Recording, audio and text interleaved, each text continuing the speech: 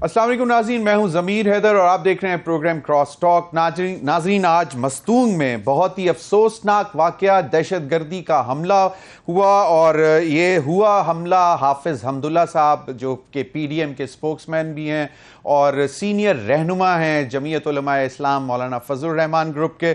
और बताया ये गया है अब तक कि हाफिज़ हमदुल्ला समेत 11 लोग जो हैं इस दहशतगर्दी के निशाने पे थे जो ज़ख्मी हुए हैं, और हमारी दुआ है कि अल्लाह ताला इन सबको सेहत दे।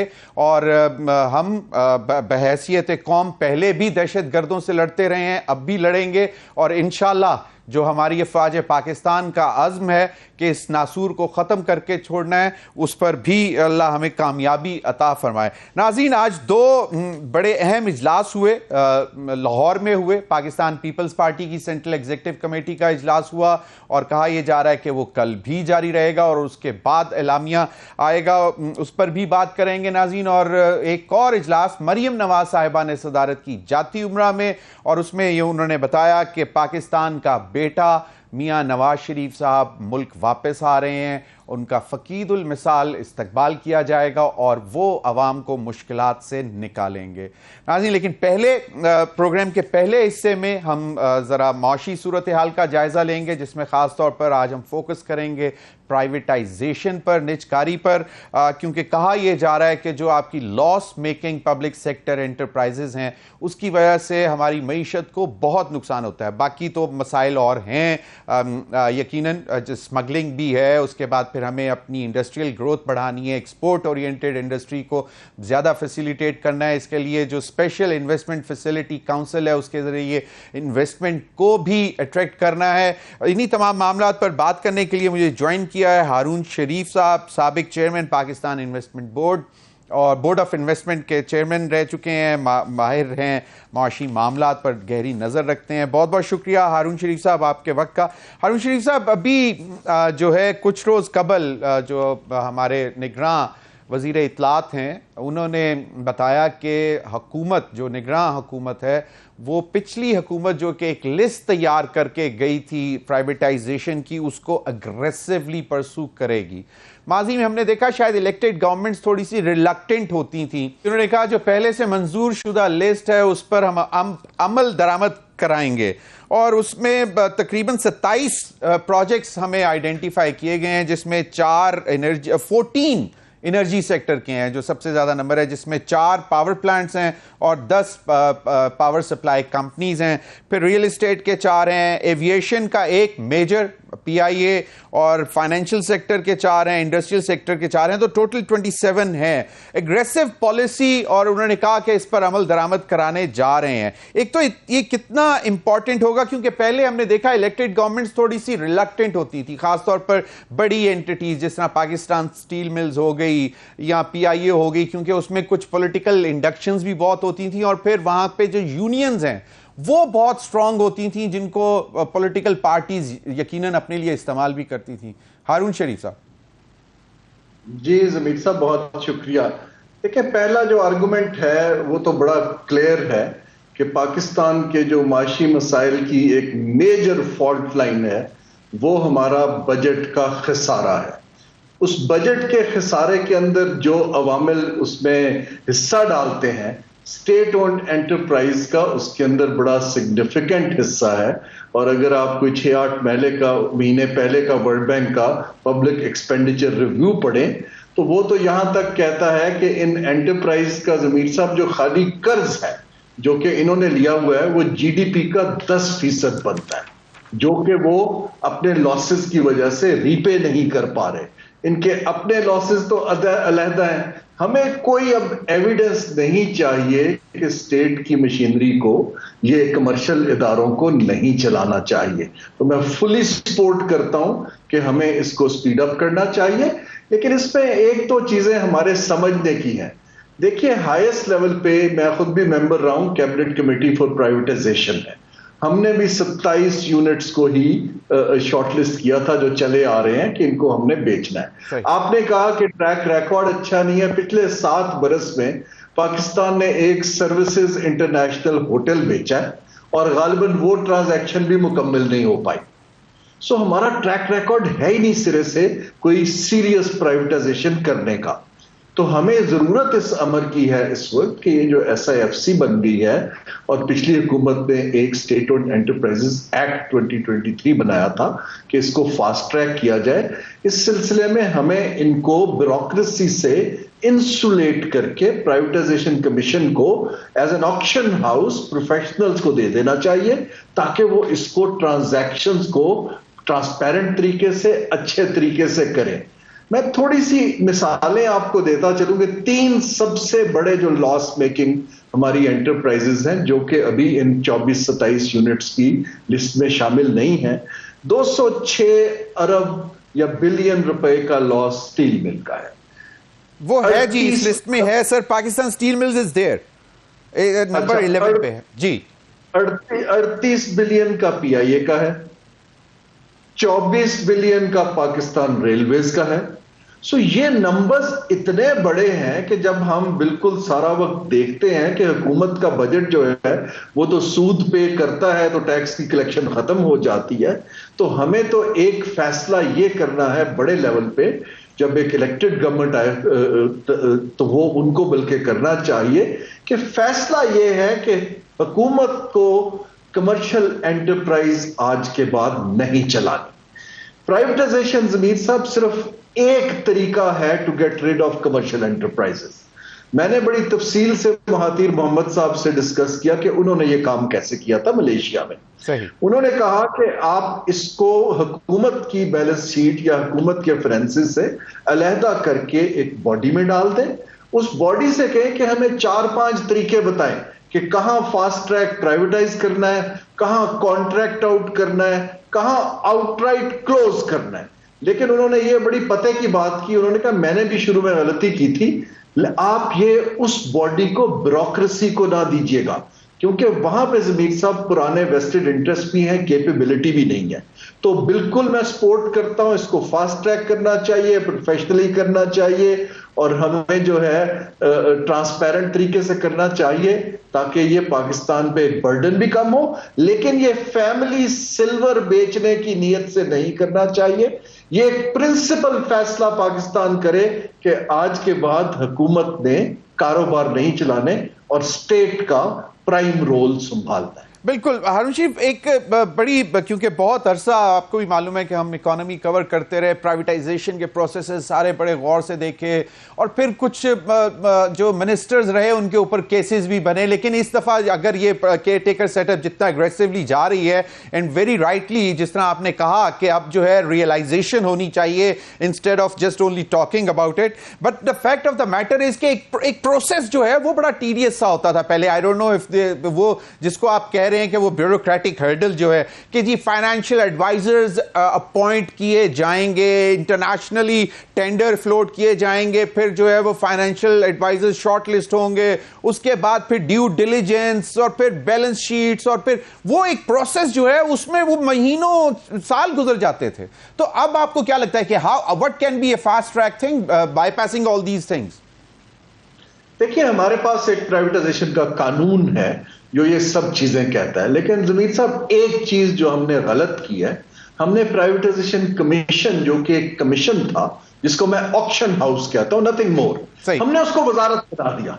जब हमने उसको वजारत बना दिया तो वही एस्टेब्लिशमेंट डिवीजन से वही जर्नलिस्ट बैठना शुरू हो गए, वही सेक्रेटरी आ गए, वही वजीर आ गए।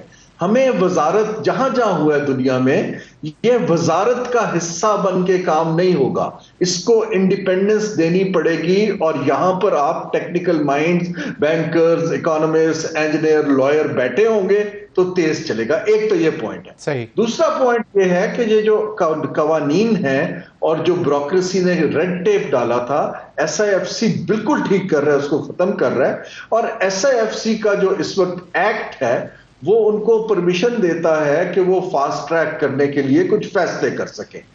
लेकिन मेरी अभी भी जाती राय ये है कि SIFC का काम है कि वो इसको फास्ट ट्रैक करे, लेकिन हमें दुनिया में एक साख बनाने के लिए कुछ इंडिपेंडेंट लोगों से इसके ऊपर, जरूरी नहीं कि आप इंटरनेशनल टेंडर करें, हमें उनकी राय लेना या उनकी एक पीयर रिव्यू कराना पाकिस्तान की साख के लिए अच्छा होगा।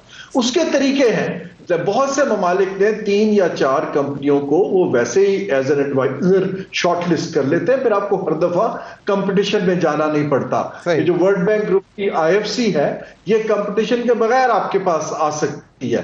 तो ये फास्ट ट्रैक करना बहुत जरूरी है, लेकिन ट्रांजैक्शन पे एसेट प्राइसिंग करने के लिए, ताकि कल को कोई उंगली ना उठाए, हमें ये ब्यूरोक्रेसी की बजाय एक्सपर्ट्स को एसआईएफसी के अंडर डालना चाहिए। बिल्कुल सही।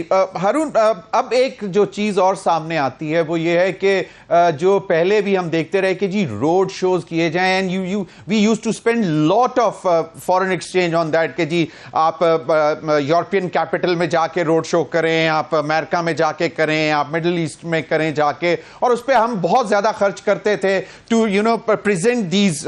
उस वक्त तो फैमिली सिल्वर कहा जाता था, और फिर एक बहुत बड़ी ऑपोजिशन भी सामने आ जाती थी। तो do you think we should go for that process as well? यहां तो अब तो ये दुनिया भर के सामने चीजें तो मौजूद हैं, मतलब उसमें हमें पैसा नहीं खर्च करना चाहिए। नहीं जी, दुनिया पाकिस्तान को जानती है, और we should not be obsessed only कि कोई फॉरेन इन्वेस्टर ही आए। सही। ये हमारे लोकल ग्रुप्स भी इसमें इंटरेस्टेड हैं। आप एक फेयर कंपटीशन करें, बल्कि जॉइंट वेंचर्स करें, जो इसको लेना चाहता है उसको दे दें। और आजकल के टेक्नोलॉजी के जमाने में कोई फिजिकल रोड शो लगाना या कोई एग्जीबिशन करना, इसकी बिल्कुल कोई तुक नहीं है। और खास तौर पर ब्यूरोक्रेसी को तो मैं फिर से कहूंगा, बिल्कुल करना नहीं चाहिए, ना उनको आता है ना उनका ये काम है। सही। तो हमें तो इस वक्त 2 या 3 अगर हम सक्सेसफुल, मैं एग्जांपल देता हूं, 4 साल पहले जब मैंने ये मिडिल ईस्ट के साथ सारे प्रोजेक्ट्स शुरू किए, तो 2 पावर प्लांट्स के अंदर 2 ममालिक का इंटरेस्ट आया जो हमारे एलएनजी बेस्ड है। सही। मैंने एक गैंट चार्ट बना के प्राइवेटाइजेशन कमीशन को दिया कि हमने ये बाय जून 2019 हमने ये प्राइवेटाइज करते हैं। मैं हर हफ्ते मॉनिटर कर रहा था। जमीर साहब, आज आप देख लीजिए 5 बरस हो गए हैं। तो हमारी कैपेबिलिटी और नियत तो इस कदर वीक है कि फिर दुनिया हम पे क्यों एतबार करे। तो हमें जल्दी 2-3 ट्रांजैक्शंस करनी पड़ेंगी, ताकि लोगों का ट्रस्ट और इंटरेस्ट बने, और वो इसको फिर बाकी चीजों को आगे लेकर चले। सही। हारून शरीफ, थोड़ा सा अगर टाइम रिवाइंड करते हैं, at one time we were about to sell Pakistan Steel Mills, और बड़े इंटरेस्ट भी थे, और रशिया एक टाइम पे कह रही थी कि जी हमें वापस आप दे दें, हम इसको दोबारा वायबल करके चलाएंगे और आपके साथ शेयर भी कर लेंगे। और उस वक्त हमारे सुप्रीम कोर्ट के चीफ जस्टिस साहब ने जो किया वो भी हुआ। तो एक ये हर्डल भी तो सामने आ जाता है, anybody can just walk in to the Supreme Court और पिटीशन डाल दे कि ये देखें, ये फैमिली सिल्वर जी हमारा जो है इतने अरबों रुपए का था और ये कौड़ियों के भाव बेचा जा रहा है, उसको हम किस तरह टैकल करेंगे? देखिए, अभी तो जो एसआईएफसी का जो बोर्ड ऑफ इन्वेस्टमेंट के एक्ट में तब्दीली आई है, उसके अंदर बड़ा क्लियरली लिखा है कि जो एक ट्रांजैक्शन एसआईएफसी के थ्रू होगी, क्योंकि सब स्टेक होल्डर बैठे हुए हैं, वो कोर्ट के अंदर चैलेंज नहीं होगी। जी हारून, अभी देखते हैं कि अभी गिवन सिचुएशन में आपको क्या लगता है कि जो सबसे आसानी से और सबसे जल्दी कौन सी ट्रांजैक्शन हो सकती है, और दूसरा सबसे इंपॉर्टेंट कौन सी ट्रांजैक्शंस होनी चाहिए जिनसे हमें फौरी तौर पर, जिस तरह पीआईए लॉस मेकिंग, आपने नंबर बता दिया कि ये इतना बड़ा लॉस है। रेलवे मैंने अभी इसमें नहीं देखा इस लिस्ट में, लेकिन उसके अलावा पाकिस्तान स्टील मिल, ये तो 3 बड़े जाइंट्स हैं, एग्रीड। लेकिन जिस तरह अब इसमें एक है स्टेट लाइफ इंश्योरेंस कंपनी है फाइनेंशियल सेक्टर में, it has got very huge potential, खासतौर पर उनका जो रियल स्टेट है पूरे पाकिस्तान में, it can get us billions of rupees. So आपकी नजर में सबसे पहले कौन से होने चाहिए, और सबसे जो तेजी से हो सकते हैं वो कौन से हो सकते हैं? देखिए जमीर साहब, जो सबसे तेजी से तो वो हो सकते हैं, एक तो जहां पर जो लोग इस वक्त इंटरेस्ट ले रहे हैं वो ये मिडिल ईस्ट के सॉवरन वेल्थ फंड्स हैं। वो जो हमारी स्टेट ओन्ड कंपनियां जो लिस्टेड हैं, उनके शेयर्स बेचना सबसे आसान है, क्योंकि वो तो एक ट्रांजैक्शन आपने स्टॉक मार्केट के थ्रू करनी है, एक स्ट्रेटेजिक इन्वेस्टर को स्टेक देना है। सही। इसके अलावा बहुत बड़ी ट्रांजैक्शंस में ना जाए, मेरी ये राय है। ये जो दोनों एलएनजी पावर प्लांट्स हैं वो प्रॉफिटेबल हैं, वो नए हैं, उनके ऊपर काम हुआ है, उसमें इंटरेस्ट है, आप उनको फास्ट ट्रैक करें। मैं आपको गारंटी देता हूं, आप अगर 2 ट्रांजैक्शन अगले 3 माह में दिखा देते हैं मटेरियलाइज होती, सडनली आप देखिएगा खित्ते के अंदर कैसे इंटरेस्ट जनरेट होता है। ये जो पीआईए वगैरह हैं और रेलवेज हैं और पाकिस्तान स्टील है, क्योंकि मैं ईसीसी में इनसे डील करता रहा हूं, देखिए इसमें 2 इश्यूज बहुत बड़े हैं। एक तो ये जो आपने जिक्र किया ब्रीफली, इसके अंदर बेतहाशा सियासी भर्तियां हैं और वो उसकी एक सियासी कॉस्ट आ जाती है कि इन एम्प्लॉइज का क्या बनेगा। हमारे पास उसका भी तरीका है कि आपने सरप्लस एम्प्लॉइज को दुनिया में कैसे साइड पे करके उनको 3 साल के लिए प्रोटेक्शन देनी है। और गोल्डन हैंडशेक भी होता था, वो इस किस्म की चीजें भी हम सुनते होते थे कि जी वो भी डिसाइड होता था। इसमें एक बड़ी जबरदस्त कम्युनिकेशन स्ट्रेटजी चाहिए, वरना ये यूनियंस और बाकी सियासी पार्टियां इसके ऊपर जो है ना अनरेस्ट फैला सकती हैं। कम्युनिकेशन ये होनी चाहिए कि हम किसी के साथ ज्यादती नहीं कर रहे, हम जो काम कर रहे हैं आपकी भलाई के लिए कर रहे हैं, हम जो काम कर रहे हैं वो पूरी दुनिया कर रही है और इससे मुल्क का भी भला होगा और गरीब के लिए बेहतर सूरत हाल निकलेगी। सो कम्युनिकेशन बहुत क्रिटिकल है जब आप एक मैसिव एसेट की इसमें प्राइवेटाइजेशन या कॉन्ट्रैक्टिंग आउट में जाते हैं। ये मैं दोबारा बोल दूं कि खाली प्राइवेटाइजेशन सोल्यूशन नहीं है, बहुत से और भी तरीके हैं हुकूमत से एसेट्स को निकालने के। हुकूमत को कारोबार से निकल जाना चाहिए। सही, बिल्कुल, तो इस पर तो कोई दो राय नहीं है। अब ओवरऑल इस वक्त जो है एक अभी मैं जो है वो बात कर रहा था मुख्तलिफ बिजनेसमैन से कराची में, उनका ख्याल है कि जो आज स्टेट बैंक ने जो पॉलिसी रेट है उसको मेंटेन किया, इसका एक पॉजिटिव इम्पैक्ट आएगा, स्टॉक मार्केट कल जो है वो बेहतर परफॉर्म करेगी। और दूसरा जो डॉलर जो है, जो रुपया इज गेनिंग स्ट्रेंथ, इसको आप कैसे देखते हैं? एंड दिस वुड, और फिर एक स्मगलिंग तो है ही, लेकिन उस पर फिर कभी दोबारा आपसे बैठेंगे, लंबा प्रोग्राम में उस पर करना है, लेकिन क्विकली इस पे जो पॉलिसी रेट पे अगर आप कोई कमेंट कर दें। देखिए जमीर साहब, अगेन ये पॉलिसी रेट क्यों इतना अहम है? एक तो ये है कि इससे cost of doing business phenomenally महंगी हो गई है। दूसरा ये है कि पाकिस्तान का डोमेस्टिक जो डेट है 1% पॉइंट बढ़ने से वो कितने 60 बिलियन ऊपर चला जाता है। सो हमें ये देखना है कि ये जो जिस मकसद के लिए monetary policy committee policy rate को बढ़ाती है, इन्फ्लेशन तो कंट्रोल नहीं हो पा रही, मनी सप्लाई भी नहीं रुक रही, तो मेरी जाती राय ये है कि पॉलिसी रेट को बड़ा सोच समझ के, अच्छी बात है इसको मेंटेन किया गया, बहुत सी स्पेकुलेशन हो रही थी वो रुक जाएगी। जहां तक एडमिनिस्ट्रेटिव बैयस से डॉलर नीचे आ रहा है, ये तो बहुत ही अच्छी बात है। देखिए ना, ये चोरी रोकना, होर्डिंग रोकना, स्मगलिंग रोकना, ये हमारे रेगुलेटरी और इन्वेस्टिगेटिव इदारों का प्राइम काम है। ये नहीं कर रहे थे, अब इनके ऊपर प्रेशर डाला गया है तो काम शुरू हो गया। लेकिन सवाल वहीं पर है कि ये एडमिनिस्ट्रेटिव से एक रियलिस्टिक लेवल पे आके रुक जाएगा। लेकिन हमें फ्यूचर में तो इनफ्लो ऑफ डॉलर्स को बढ़ाना हमारी की तरजीह है ताकि ये सस्टेन कर सकें। बहुत बहुत शुक्रिया हारून शरीफ साहब, आपके वक्त का। नाज़रीन, वक्त हुआ एक ब्रेक का। ब्रेक के बाद हाजिर होंगे तो हमारे साथ होंगे कैसर अहमद शेख साहब, नसीम सिद्दीकी पॉपुलर एनालिस्ट, और शर्मिला फारूकी साहिबा पाकिस्तान पीपल्स पार्टी की। Stay with us.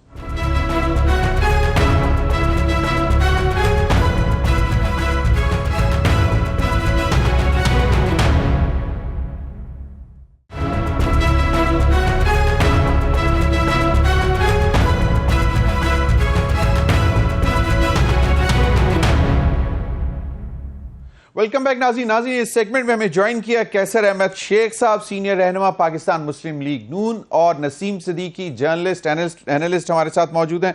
बहुत बहुत शुक्रिया आप दोनों हजरात का।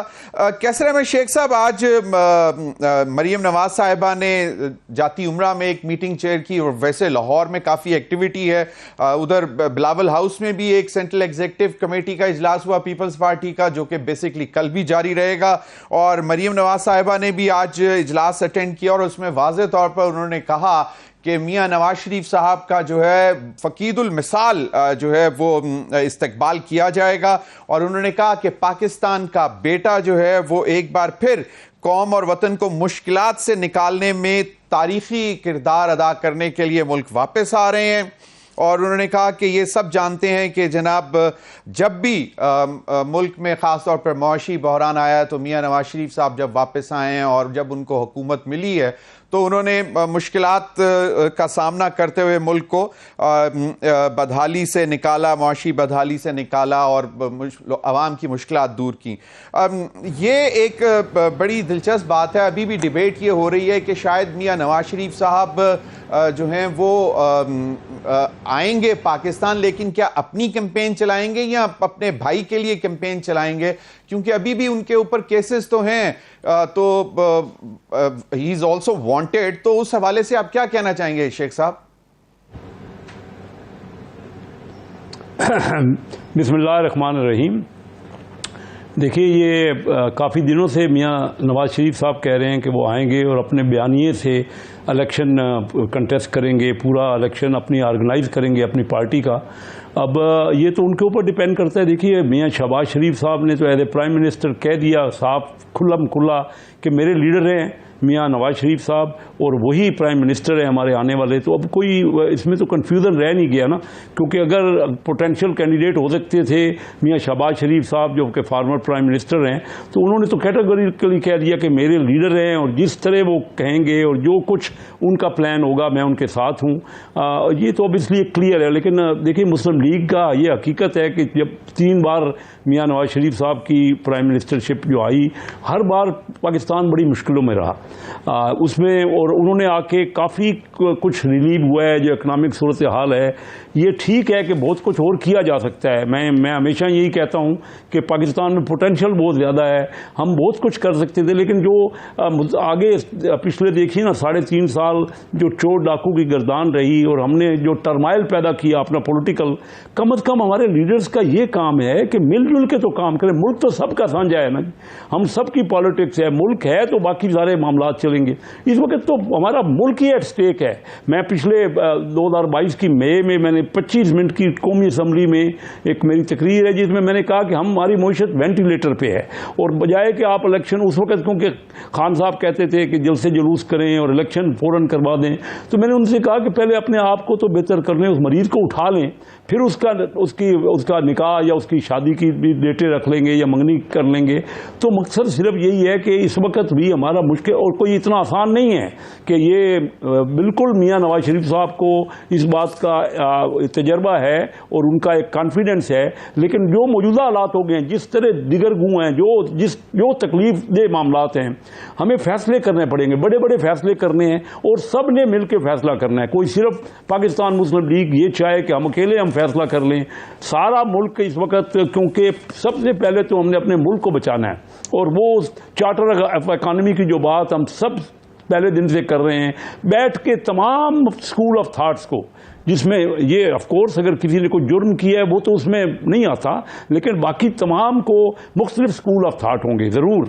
ये किसी को हम कहें कि किसी को हिस्सा नहीं लेने देने, सबको हमें मिला के बैठना चाहिए और कोशिश करना चाहिए कि जिस तरह दुनिया के बाकी मुल्क आगे बढ़े हैं, हम भी अपनी इकानमी को बेहतर कर लें। हमारा रीजनल ट्रेड आप देखिए इतने अरसे से बंद है, बहुत बड़ा चीज़ है कि सारी दुनिया में रीजनल ट्रेड होती है। आज आप आसियान को देख लें, बिल्कुल 60-70% जो है उनकी अपनी ट्रेड है, हमने बंद करके रखी हुई है। कैसर अहमद शेख साहब, कैसर अहमद शेख साहब, एक मैं बताता चलूं कि हमें शर्मिला फारूकी साहिबा ने भी ज्वाइन किया है, लीडर है पाकिस्तान पीपल्स पार्टी की। Welcome to the programme Sharmila Farooqui. Sheikh साहब, एक सवाल का जवाब और देते चलें कि आज मॉनेटरी पॉलिसी भी अनाउंस हुई है और उसमें उन्होंने जो बेसिक जो इंटरेस्ट रेट है वो उसको एज इट इज रख दिया, तो इसको आप कैसा देखते हैं? Being a businessman as well, आप बड़े अरसे से कारोबार से मुंसलिक हैं।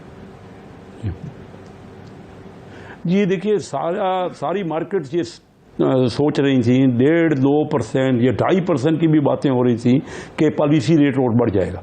ये बहुत और ज़्यादा मुश्किलात पैदा करता। मैं समझता हूँ कि पिछले 2-3 हफ्ते में जो पॉलिसीज़ की गई हैं बहुत इकनॉमिकली बेहतर, हम तो बड़ी मुश्किल में हैं, लेकिन जो दवाई दी जा रही है वो दवाई सही सही दवाई है। अभी ये देखिए ना, अगर और फर्दर बढ़ जाता तो यहाँ क्या पहले ही कोई इंडस्ट्री नहीं चल रही, तो ये जो बूस्ट मिलेगा, कल आप देखिएगा स्टॉक एक्सचेंज काफ़ी उसमें इंक्रीज आएगी और लोगों का कॉन्फिडेंस आएगा। देखिए डॉलर के रेट जो है, इंटरबैंक का रेट है, वो बदस्तूर नीचे जा रहा है और इससे भी कॉन्फिडेंस आ रहा है। जो स्मगलिंग, असल तो हमारा प्रॉब्लम है कि सारे बॉर्डर्स पे ईरान और अफगानिस्तान से स्मगलिंग हो रही है और कोई रोक नहीं रहा, और वो स्मगलिंग ऐसे नहीं हो सकती।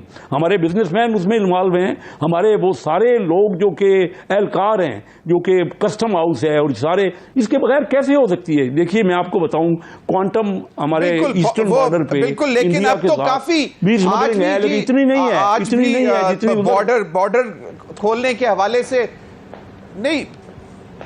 बिल्कुल, आज भी एक फॉरेन ऑफिस की जो ब्रीफिंग थी उसमें हम सुन रहे थे कि जी अभी भी हम कुछ दिनों देखेंगे, उसके बाद बॉर्डर खोलेंगे, क्योंकि वो वजह यही है स्मगलिंग को चेक करने के लिए, स्मगलिंग को रोकने के लिए, क्योंकि वो एक दीमक की तरह स्मगलिंग जो है हमारी मुल्क की मईशत को खा रही थी। शर्मिला फारूकी साहिबा, आज सेंट्रल एग्जीक्यूटिव कमेटी का इजलास हुआ लाहौर में, और उसके बाद हमने देखा शाजिया मरी साहिबा और फैसल करीम कुंडी ने मीडिया से गुफ्तगू की।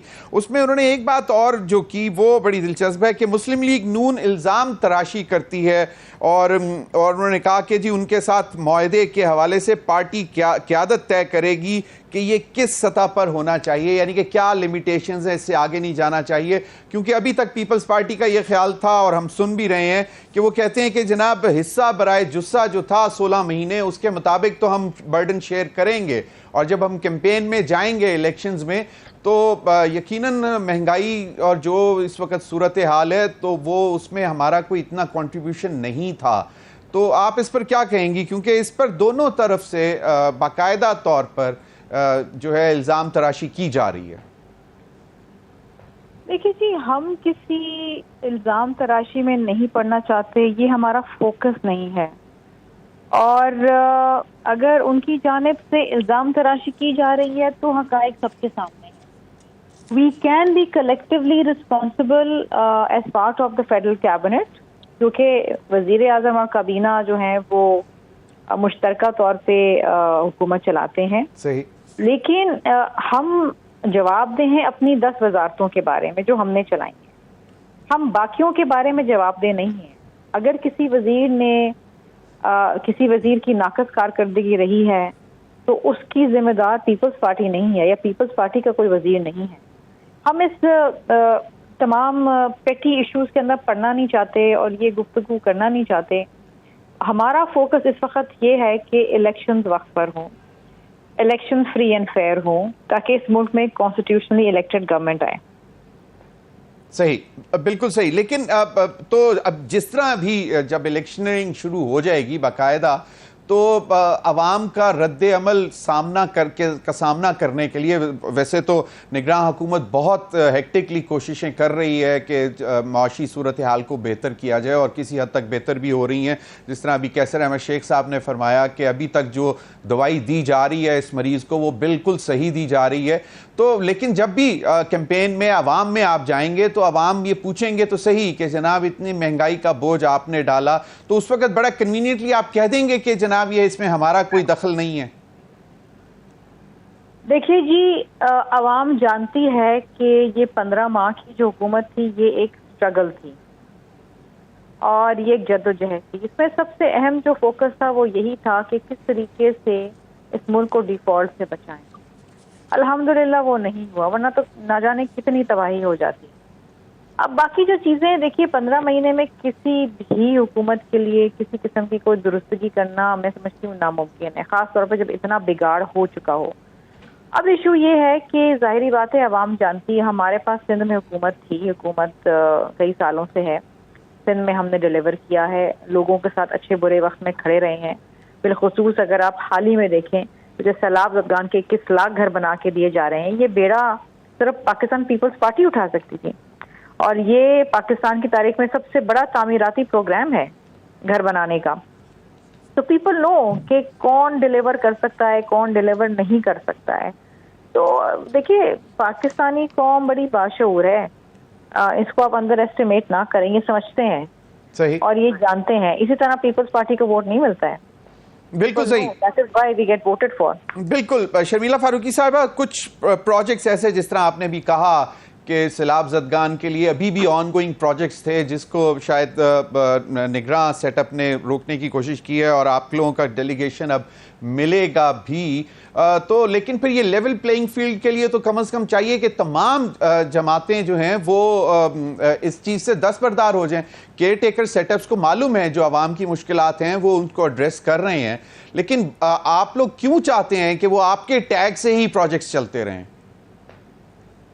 देखिए जी, बात यह है कि अगर कहीं सैलाब ज़दगान की 4 दीवारें खड़े हैं, उस पर छत लगनी और आप वो फंड्स रोक दें तो फिर क्या होगा? आप मुझे बताइए, आप जवाब दें। Is it fair to those people जो सड़क पे बैठे थे, जिनके पास घर नहीं था, जिनको पीपल्स पार्टी घर बना के दे रही थी, उनके फंड्स रोकने का क्या मकसद और मतलब है? उससे क्या अचीव हो जाएगा या क्या अचीव नहीं होगा? यही होगा ना, ये बेचारे गरीब लोग हैं जो दरबदर हो जाएंगे, परेशान हो जाएंगे जब इलेक्शंस हो, फिर नई हुकूमत आए, न जाने उसमें कितना वक्त लग जाए। What do they do?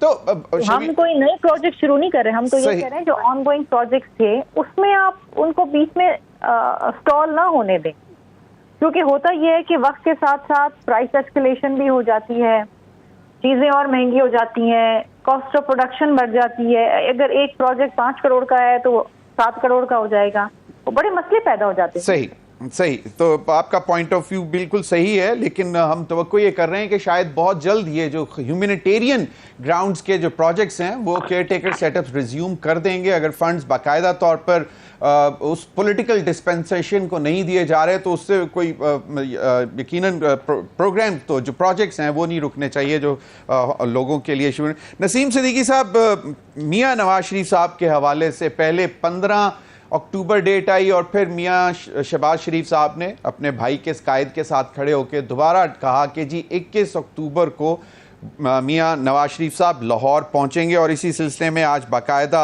इजलास भी हुआ मरीम नवाज साहिबा की सदारत में जाती उम्रा में, और उन्होंने कहा कि जी फ़कीदुल मिसाल इस्तकबाल किया जाएगा और मियां नवाज शरीफ साहब पाकिस्तान के बेटे हैं। तो लीडरशिप काफ़ी सारी इस वक्त लंदन में है, तो क्या एक्टिविटीज़ क्या चल रही हैं वहाँ पे? कोई फियर्स हैं अभी भी कि हो सकता है कि मियां नवाज शरीफ साहब जब लैंड करें तो उनको अरेस्ट कर लिया जाए? इस पर भी कोई कंटिजेंसी प्लान है उनका? इस पर भी वो वर्क सोच रहे हैं वहाँ पे लीडर्स? बिस्मिल्लाहिर्रहमानिर्रहीम। थैंक यू ज़मीर। देखिए, आपने बिल्कुल सही कहा, ये तो बड़े अरसे से इस किस्म की बातें चल रही थी। कुछ लोग मुस्लिम लीग नून के जब आते थे यहाँ पे रहनुमा, वो यही कहते थे कि मियाँ साहब को पाकिस्तान वापस जाना चाहिए, लेकिन कुछ सेन वॉइसेस भी थी, वो ये कहती थी कि अभी मौका नहीं है, क्योंकि अगर मियाँ साहब जाते हैं तो इनको जेल जाना पड़ेगा और फिर वहाँ पे अगर वो जेल की सोबतें काटेंगे तो पॉलिटिक्स कहाँ से करेंगे। तो एक वक्त का इंतजार हो रहा था कि एक बड़ी पोस्ट के ऊपर जो है वो चेंज आए, क्योंकि ये समझते थे कि शायद जो अभी मौजूदा हैं वो उनके साथ उस तरह ट्रीट नहीं कर रहे जिस तरह इंसाफ मिलना चाहिए। सबको पता है कि 16 सितंबर को चीफ जस्टिस चेंज हो जाएंगे और समझते हैं कि नून लीग के वो बेहतर फैसले करेंगे। तो इसलिए इस बात के अंदर काफ़ी जो रहनुमा यहाँ मौजूद है, वज़ीर आज़म शहबाज शरीफ यहाँ मौजूद है, मलिक अहमद खान साहब मौजूद है, ख्वाजा आसिफ मौजूद है, यही मुशावरत हो रही थी कि this is the right time और अब किस वक्त जो है वो नवाज शरीफ साहब को पाकिस्तान वापस जाना चाहिए। तो उसमें 21 अक्टूबर की डेट जो है वो चुनी गई है। लंदन से बरास्ता कतर से होते हुए नवाज शरीफ साहब लाहौर पहुंचेंगे। यही फैसला हुआ है कि लंदन से लाहौर पहुंचा जाए और लाहौर में क्योंकि बहुत बड़ी तंजीम साजी है मुस्लिम लीग नून की, मरीम नवाज भी वहाँ पे मौजूद है, तो वो उनका इस्तकबाल करेंगे। तो यहाँ पे इस बात पे बिल्कुल डिस्कशंस हुई है कि अभी मियाँ साहब जाएंगे, उनको अरेस्ट भी किया जा सकता है, बेल बिफोर अरेस्ट भी की जा सकती है या राहदारी जमानत ली जाती है। तो ये जो कानूनी ऑप्शंस है इनके ऊपर भी गौर हो रहा है, लेकिन ये फैसला हो चुका है कि अब 21 अक्टूबर से आगे डेट नहीं जाएगी और मियाँ मोहम्मद नवाज शरीफ साहब जो है वो 21 अक्टूबर को लंदन से पाकिस्तान के लिए रवाना होंगे। जी, क्यों मलिक अहमद खान भी खुद भी एक वकील हैं और यकीनन वो भी अपना मशवरा दे रहे होंगे कि क्या सिनारियो हो सकता है, लेकिन हमने सुना था शहबाज शरीफ साहब का भी ये बयान भी आया था कि वो मियां नवाज शरीफ साहब से पहले आ जाएंगे ताकि इस्तकबाल की तैयारियों में वो शामिल हो सकें। लेकिन एक वाज़े जो है वो सूरत हाल है तो सही कि मियां नवाज शरीफ साहब के केसेस हैं। नाज़रीन, इस पर मज़ीद भी बात करेंगे, अभी वक्त हुआ एक ब्रेक का, हमारे साथ रहिए।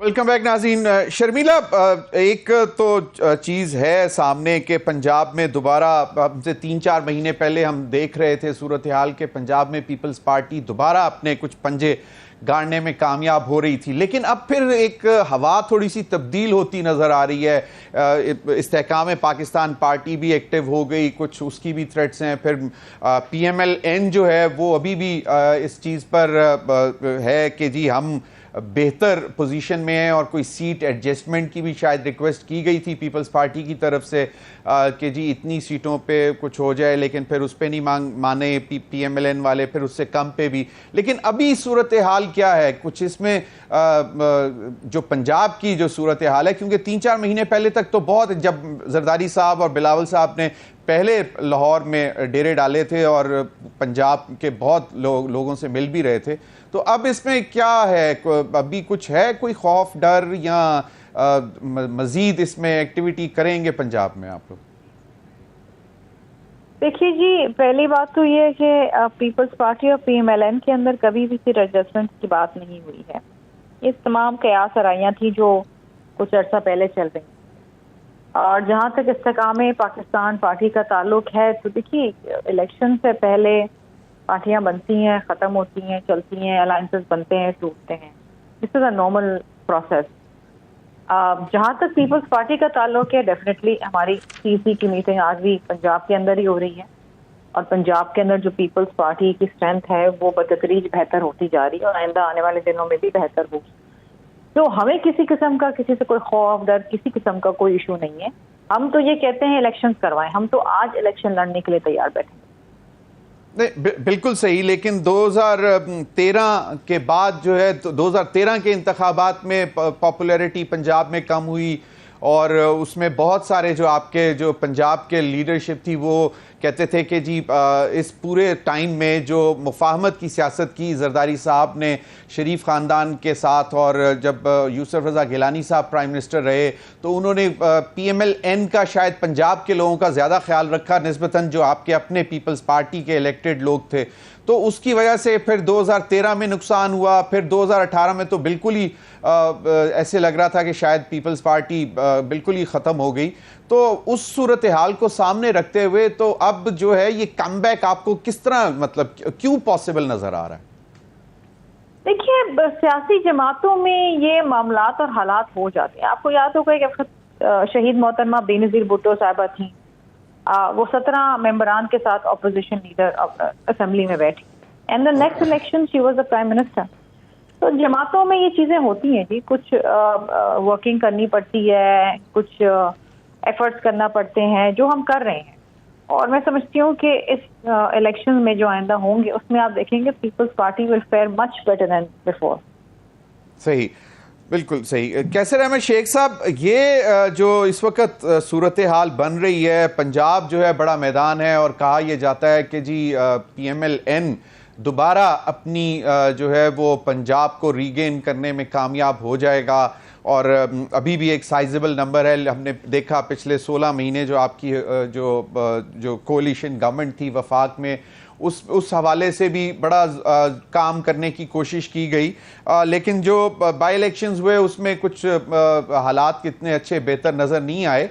इसके बावजूद PMLN जो है, आप लोगों को कुछ लगता है ये IPP जो है उससे कोई थोड़ा सा आप लोगों को कोई, क्योंकि कहते हैं कि जहांगीर खान तरीन साउथ पंजाब में बड़े एक्टिव होके काम करेंगे, और पीपल्स पार्टी और PMLN दोनों को शायद टफ टाइम मिलने जा रहा है, और इलेक्टेबल्स भी शायद उनके पास और भी आने वाले हैं आने वाले दिनों में।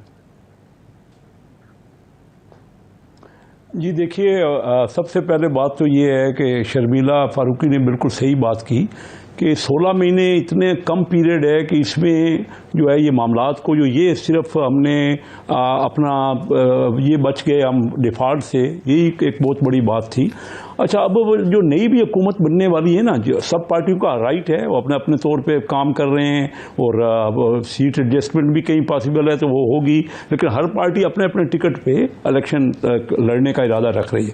अब मैं ये समझ रहा हूँ कि पाकिस्तान जो इकानमी की सूरत हाल है ना, इस वक्त सबसे पहले तो हमें ये चंद चीज़ें देखनी है जिस पे कोई इख्तलाफ राय है। हमने बैठ के, क्योंकि पार्टी मैं नहीं देख रहा कि कोई भारी मैंडेट से कोई एक पार्टी भी अगर इसी तरह अपने अपने तौर पे इलेक्शन लड़ेंगे, अलायंस बन जाएं तो एक अलग बात है, कोई बड़ी भारी अक्सरियत किसी को मिलने वाली नहीं है जो मेरी नज़र में। हमें जो फैसले करने पड़ेंगे, जो मामलात हैं, मैं पहले आपसे अर्ज कर चुका हूँ कि बाहर की इन्वेस्टमेंट हमारे यहाँ नहीं है, उसके लिए क्या करना है, लॉ एंड ऑर्डर की सूरत हाल को किस तरह, ये मुश्तरका तौर पे फैसले करने हैं सबको। ये चार्टर ऑफ इकानमी से फैसले होने हैं, जो दहशतगर्दी की सूरत हाल है, जो हमारी ट्रेड बिल्कुल बंद है तमाम बॉर्डर्स पे। हम इर्द गिर्द के सारी दुनिया में जो ट्रेड होती है ना, वो रीजन में होती है। हमने बड़े अरसे से अपने ईस्टर्न और वेस्टर्न बॉर्डर्स पे ट्रेड बंद रखी हुई है। राइट, सेंट्रल एशिया तक भी हमारी तवक्कुआत थी, वहाँ नहीं हो रहा, इधर बांग्लादेश तक हम नहीं जा रहे। हमारी ट्रेड सिर्फ, और हमारी इंडस्ट्री एक सिर्फ टेक्सटाइल है। मतलब यही चीज़ें, और फिर जो असल मसला है ना, स्टेट ओन्ड ऑर्गेनाइजेशन है, इसमें इख्तलाफ है पीपल पार्टी का और PMLN का। उसमें बैठ के कोई ना कोई लाहा अमल बनाना पड़ेगा, क्योंकि भारी नुकसानात हो रहे हैं और वो नुकसानात कवर नहीं हो पा रहे। फिर हम रेवेन्यू का इकट्ठा करना जो है वो भी मिलजुल के, तो ये स्ट्रेटजी मैं ये समझता हूँ कि हम सारी पार्टियों को कम अज कम पाकिस्तान के लिए चंद मैटर्स पे मुश्तरका फैसला करना पड़ेगा। फिर ठीक है, बाकी राइट जी शेख साहब, तो आप जो मैं अंडरस्टैंड कर रहा हूं, शेख साहब आपका कहने का मतलब यह है कि एक तमाम सियासी जमातें एक चार्टर ऑफ इकोनॉमी पे एग्री हो जाएं और फिर इंडिपेंडेंटली इलेक्शंस लड़ें या जो भी हो, लेकिन एक बाकायदा चार्टर ऑफ इकोनॉमी पे एग्री हो जाएं कि जो जिसकी भी हुकूमत आए वो उस चार्टर से ना हटे। आप यही कहना चाह रहे हैं? बिल्कुल हाँ, और आपस में ये चोर डाकू की गर्दान खत्म करें। ये जो टर्माइल हमने किया ना, इसने हमें मुल्क को देखें ना, ये चोर डाकू की गर्दान भी खत्म करें। शेख साहब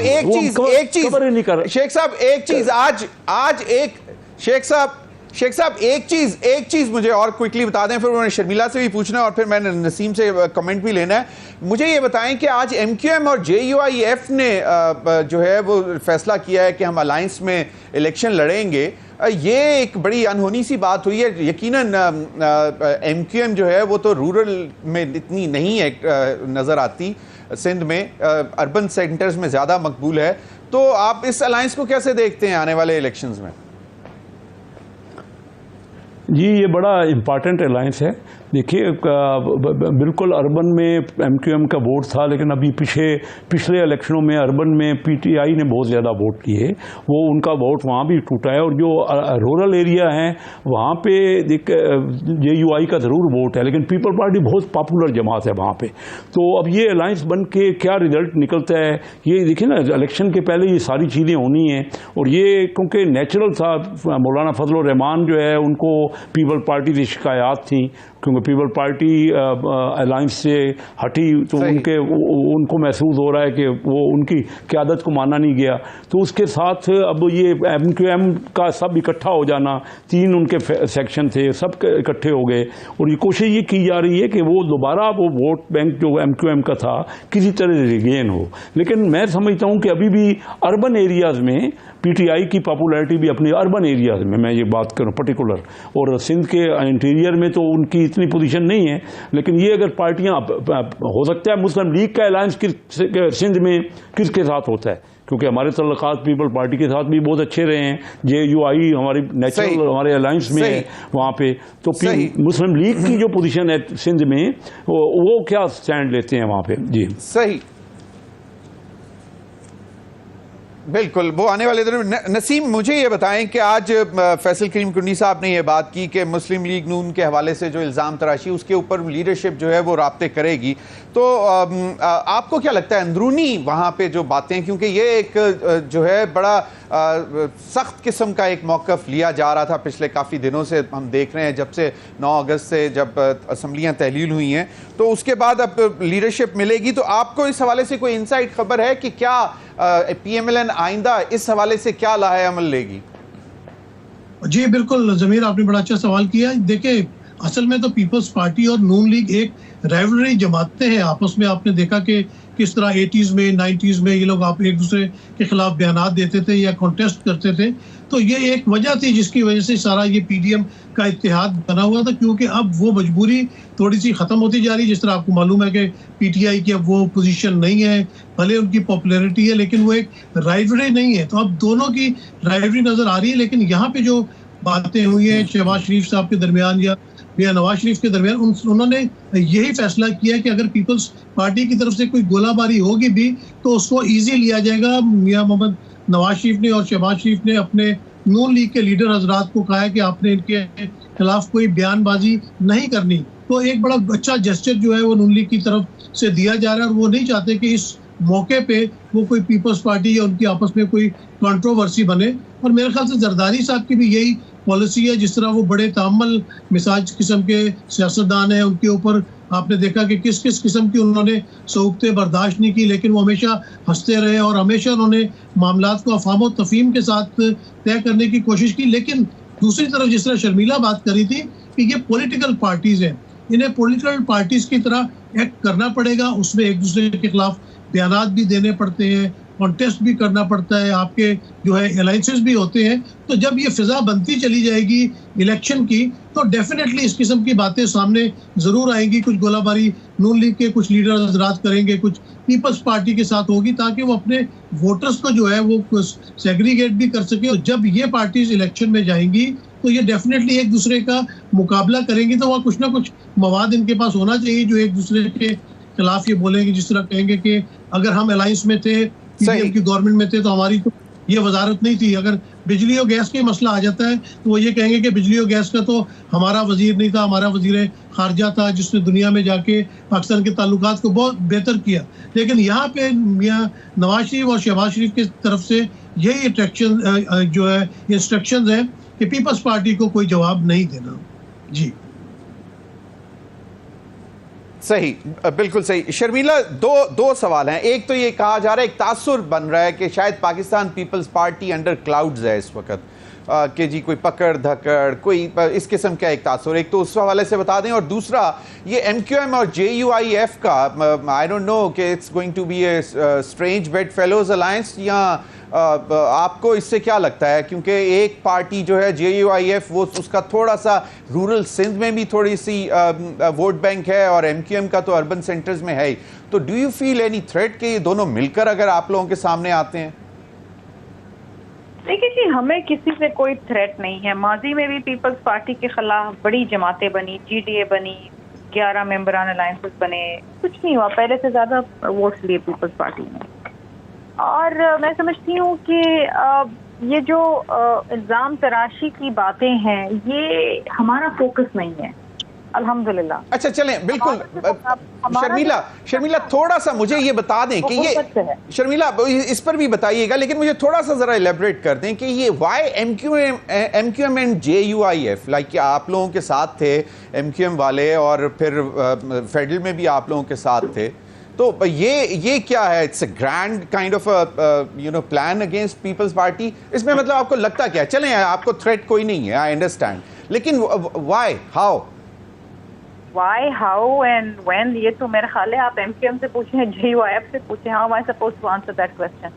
अलायंस MQM और JUIF ने बनाया है, ये सवाल आपका should be directed towards them. नहीं, आपका पॉलिटिकल विजडम क्या कहता है कि ये किस तरह पॉसिबल हो सकता है? इलेक्शंस हैं और इलेक्शंस में अलायंसेस बनते हैं, अलायंसेस टूटते हैं। अच्छा सही, चलें, now coming back to the party, your party under clouds.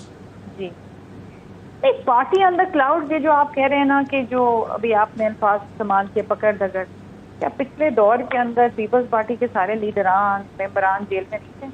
वो बदतरीन वक्त हमने नहीं देखा? तो कुछ भी नहीं है। और क्या माजी में हमने ऐसे हालात नहीं देखे?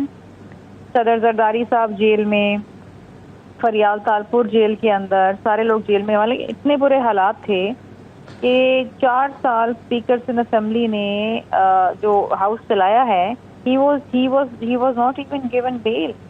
पेरोल पे वो असेंबली का सेशन चलाते थे, 4 साल बाद पिछले दिनों जाके उनको बेल मिली है। तो ये भी हालात हैं, तो इससे बदतर हालात क्या होंगे? सही। तो आप मतलब are you for across the board accountability? मतलब अगर विच हंटिंग ना हो और पॉलिटिकल इंजीनियरिंग ना हो, लेकिन अक्रॉस द बोर्ड हो और ना हो और विच हंटिंग ना हो, कानून के मुताबिक ड्यू प्रोसेस ऑफ लॉ बिल्कुल पूरा होना चाहिए। सही, इसमें तो कोई दो राय नहीं है। सही सही। बहुत बहुत शुक्रिया कैसर अहमद शेख, नसीम सिद्दीकी, शर्मिला फारूकी साहब। नाज़रीन, अब तक के लिए इतना ही, इजाजत दीजिए। अल्लाह हाफिज।